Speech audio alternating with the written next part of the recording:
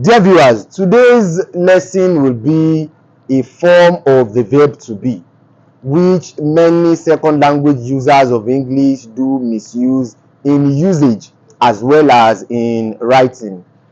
The two to be verb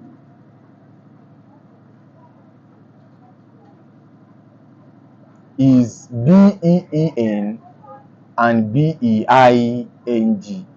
These two are forms of to be verb and they must not be used interchangeably. They must not be used interchangeably.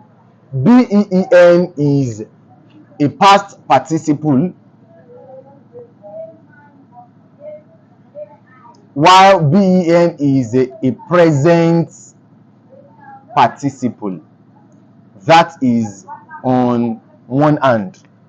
On the other hand, been can only be used with have, as, and had, while being can be used with is, am, are, was, and were. Being is a perfect tense, while this is a continuous one. It shows an ongoing action or a state of being. This shows that an action has been completed and also a state of being also.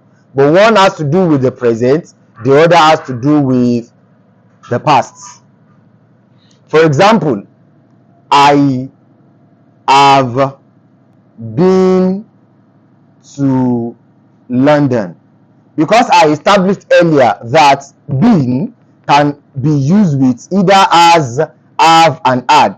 This is the standard usage here. I have been here is a non-standard variant because you can use what being with anomalous verb as, have, and had. So for the second expression, you can have you are just being childish. This is A, B. This is 2A, while this is 2B.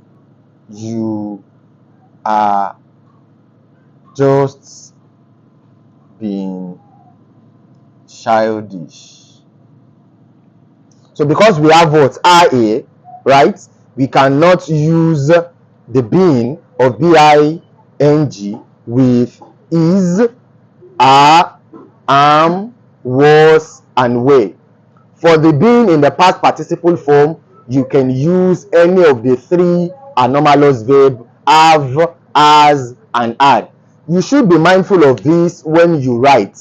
When you speak, sometimes we may not be able to differentiate between these items because they belong to a part of a lexical relation. When we are dealing with lexical relation, we have what we call, there's a concept called homonyms and homophones. There are some words that have the same pronunciation, different spelling, but that is not where we are heading to today. But what I want to establish is that if we are to use any of these to be verb, these to be forms of verb in writing, you should be mindful of the type of verbs you have after these two verbs. Ben is a past participle one.